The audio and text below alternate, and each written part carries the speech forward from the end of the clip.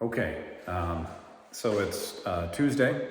It's like 9:15, and I'm in this downstairs family room. It's a finished basement.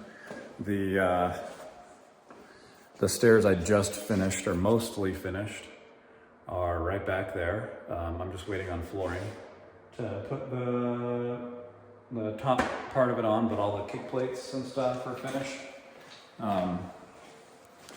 The skirting is finished. I think it looks pretty good. I think it looks decent. Okay, and then we have two more bedrooms over there in the riser room. And okay, but I wasn't going to start filming until the end of the day. But anyway, I just found something deeply disturbing.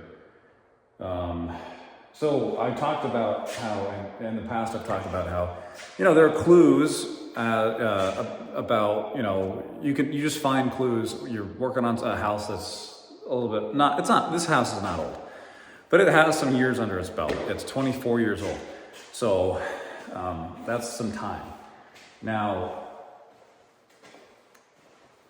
I talked about how, you find multiple satellite dishes in the house of this age. That kind of gives you a clue as to the kind of people that lived here. My opinion is that, back in the day, if you upgraded your satellite or you changed your satellite dish service, you go through the trouble of either paying to remove the other satellite dish and remove the other cable box, and if you can't afford to do that, then you can't afford to upgrade your satellite service, or you can't afford to get a satellite. That's just my thing. It's like if you go out to dinner and you can't afford to tip the waiter or the waitress, then hey, you shouldn't have gone out to dinner in the first place, because it's trashy as hell not to tip at least 15%. Unless you get like completely trash service. Anyways, so I already have this picture in my mind of the individuals who used to live here. I'm just the more I work on this house, I kind of have this build this picture, right? So the satellite dish thing, first clue, whatever. So I'm demolishing this shelf that you're sitting on. It's about to go away. What I'm going to do is I'm just gonna put a new top. I'm not sure what kind of top I'm going to put on here yet. But the bottom cabinet, the base cabinet, is in perfect shape. It's kind of a nice. It's the same. It's in the same design tradition that the kitchen cabinets are in. So I'm gonna paint it as well. Anyways, I digress as I do. So what I found that was deeply disturbing was that these people, whoever put this in, this is a maple. This is made out of maple. It's made out of maple plywood for the shelving, and then the face frames are they're real maple, real hardwood maple. Now, you might be wondering to yourself, well, Alex, this isn't the color of maple. This is not what maple, this isn't natural. This isn't what maple looks like. And to you, I say, you're absolutely right. This is most certainly not what maple looks like. But these people, these barbarians, these savages, they stained natural maple. I just pulled the header off, and I found this. This is a solid piece of pre-dimensioned maple. You could read that tag.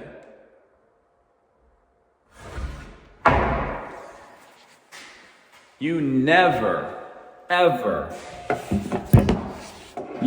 stain hardwood.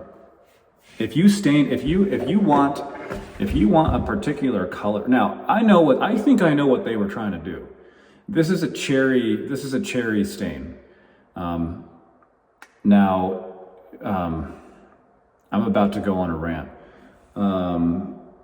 So, if you can't afford the species of wood that naturally has the hue that you're after for a particular project or a piece of furniture, guess what? You can't afford that piece of furniture. You're better off just buying something completely fake, made out of MDF, coated in some sort of like acrylic top coat, and not try and pretend like it's cherry or like it's walnut. People will stain poplar, this walnut, using it like a walnut tint. And that's just that's complete blast. You are just, in my mind, scum of the earth. Scum. You are you are just. I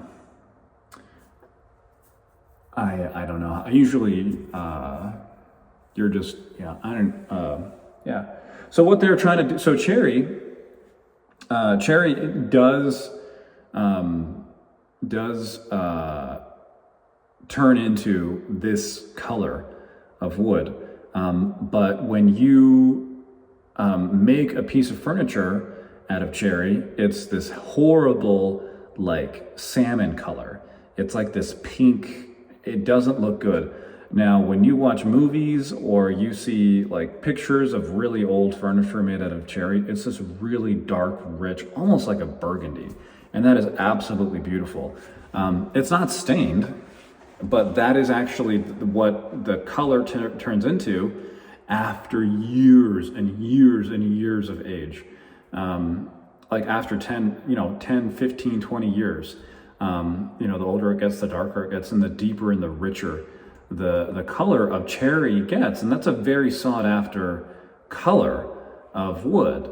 But these bastards used, maple is already a nice wood. It's not, it's not aged cherry. It's not black walnut. That's my personal favorite. I'll be making an L-bar out of black walnut. But these bastards used maple, a perfectly respectable hardwood. Very, and they stained it. It's an abomination. So whatever shroud of respect I had for these people, gone, absolutely gone. Not only that, they didn't even fill their nail holes when they tacked on the face frames, which you're supposed to do if you're making face frames for a cabinet of this size, of any size really. You use pocket holes. You build it out. You build it off of the frame, and then you build a cabinet, and then you glue it onto,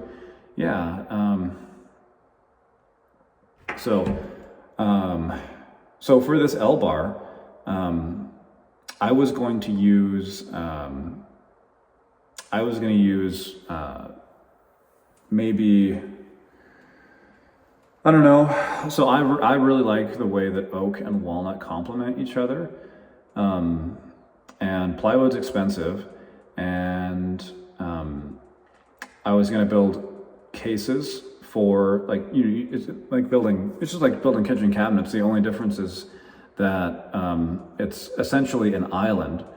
The L-bar is going to be an island, and it's going to have a raised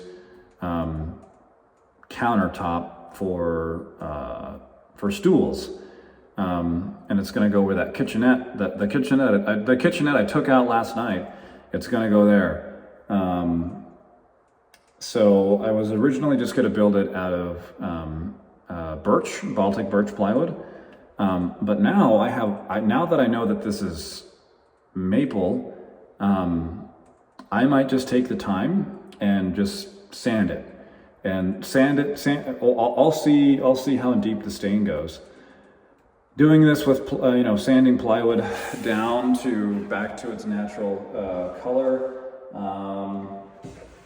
can be kind of risky. Obviously, it's a very, very thin layer of the actual wood that you're seeing, and beneath that It could be either, you know, a layer of MDF for stability and flatness, and then underneath that can be a cross grain of like a much cheaper wood. I don't know what they use for plywood. Probably poplar.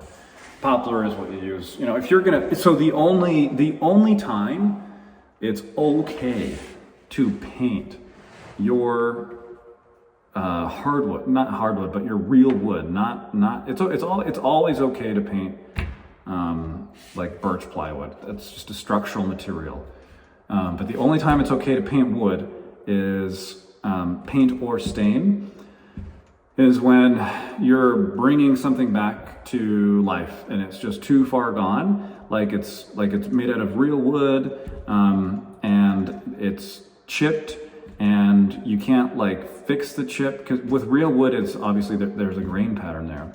You're not going to be able to fill it with, if you fill those chips with wood putty, and you're always going to be able to see the wood putty. You can't refinish it with a clear penetrating varnish or something.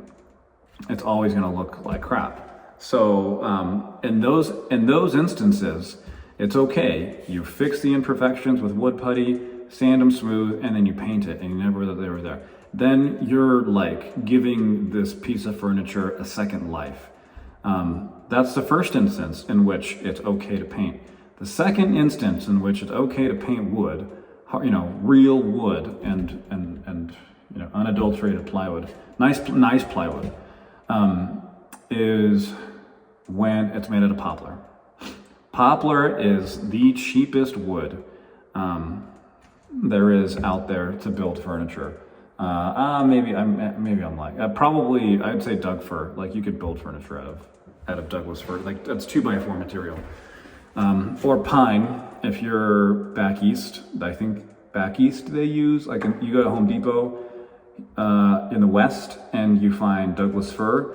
You go to Home Depot for 2x4s, you go to Home Depot back east. I think you find pine because it's easier to grow over there. I don't know, a regional thing.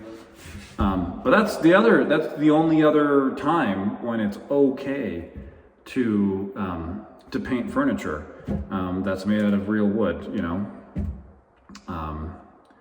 Any other time, it's a bastardization of the craft. Yeah, this could have been really, really nice. Well, probably not, actually.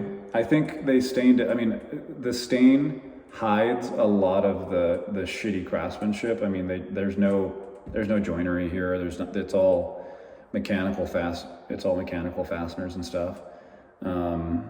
I think it was honestly this top part. Oh, I know what they did. This top part is 100% an afterthought. Totally afterthought. You can see the bottom. Notice the shine. This was professionally finished. This stain was sprayed on. This stain, do you notice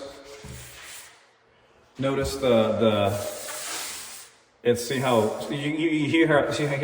rough it is? And this one,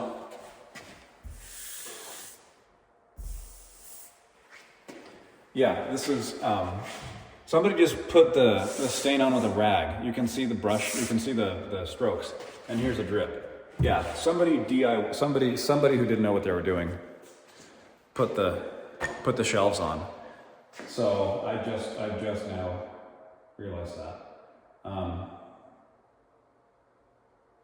Well, I'm gonna say that I don't work with maple. I'm not a maple guy. I'm a walnut and an oak guy, and I am a Douglas fir guy, mostly because that's when I built my entertainment center for my house. That really is all that I could afford. So I went down to Home Depot. I got a bunch of 2x6s. I milled them up, and that's what I used to build my entertainment center. And I think it looks cute. But is it what I ultimately wanted? I'll probably end up giving it away, or I don't know, doing something so that I can build it. But build it out of I want to build it out of white oak, in the shaker tradition. No, maybe maybe craftsman. Yeah, I'd like to build it in the craftsman tradition.